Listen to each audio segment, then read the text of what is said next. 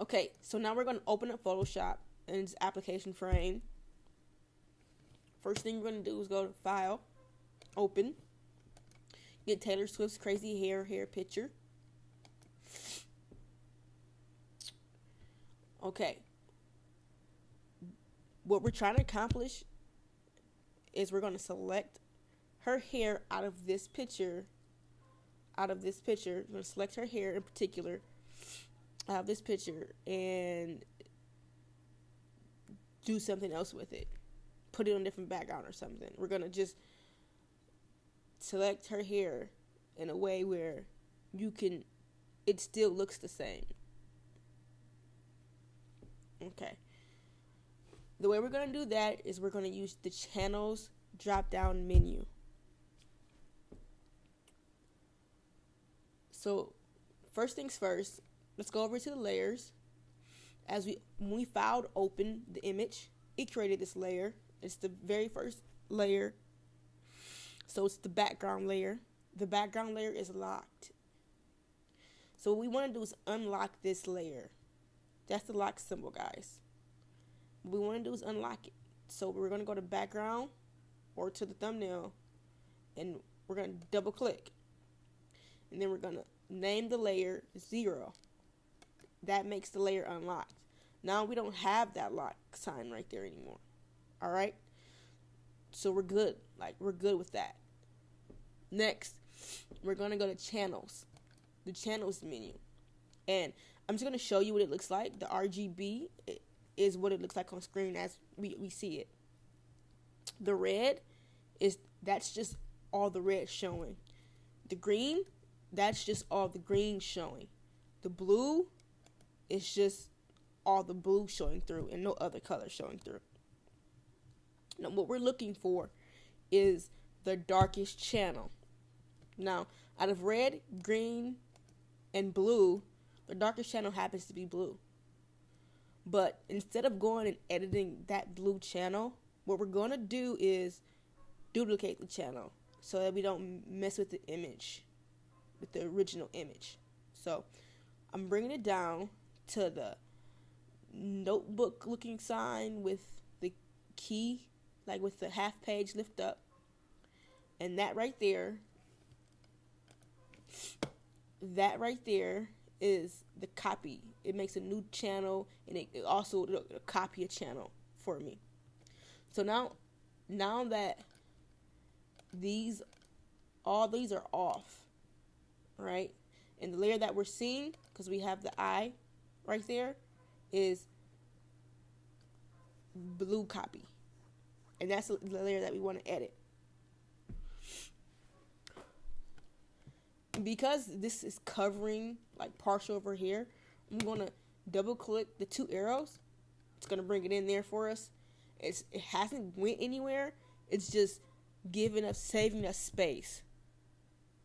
Valuable space that we can be using to edit with. So, we're going to come in here. We're going to come in here and go to Image, Adjustments, Levels. We can also go to right here and do Adjustments, and then we can find it here, Levels. But for this assignment, I want to just go from the top. And earlier, like I said, we go to the history channel and go back one step to get it, where I want it. And to duplicate, I'm at the duplicate channel in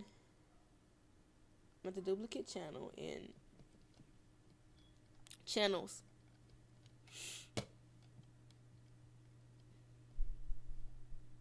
Okay, I'm going to drop that, close that in, and I'm going to close this one in for more space. Now I'm going to go to Image, Adjustments, and Levels. This is the levels. menu. And what I'm going to do with that is put to the side so that we can see her hair and her face and everything while we do this. This is the shadows, the midtones, and the highlights. I'm going to push the shadows over so that the image can get as dark as possible without manipulating the background too much.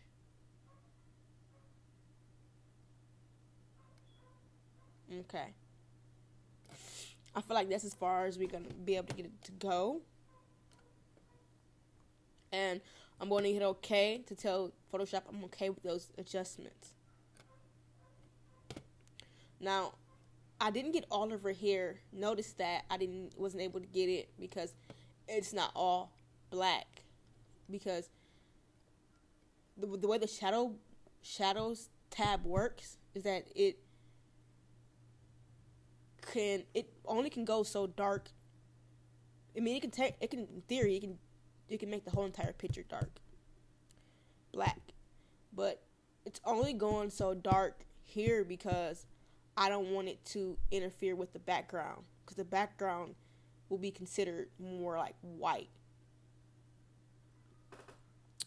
So to get her dark, I want her hair all the way dark, all the way colored in. To do that, I'm going to use the paintbrush. And at the paintbrush, I'm going to make sure in the options tab that my opacity is at 100 because I want it as dark as it can be, and my flow's at 100 because I need it as dark as it can be. I need to make sure that the foreground color is black. I need to make sure that it's not on white, but it is on black, or it's not any other color.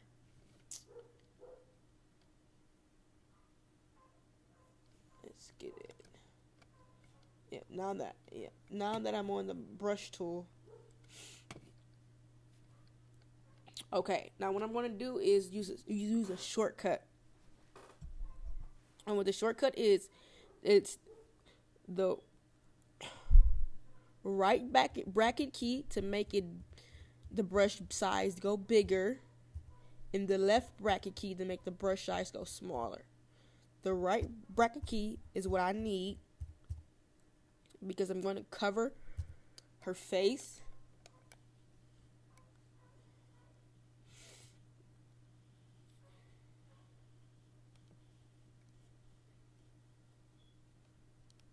Her hair.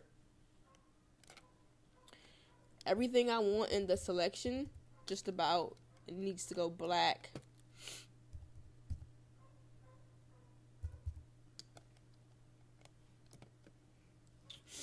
And if I want to go up here and make the picture 100 to zoom in to get, more detailed image, that's what I'll do.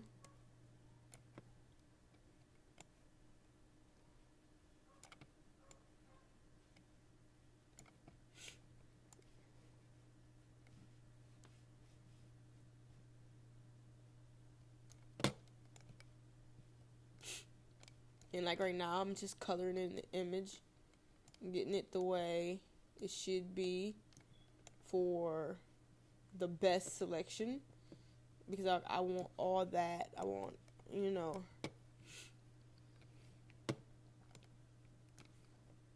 her ends to be in the picture after I select it.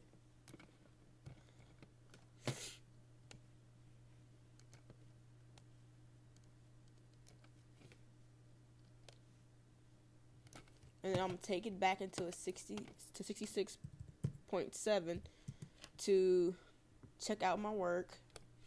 I see that I still have some down here, so I'm going to select that.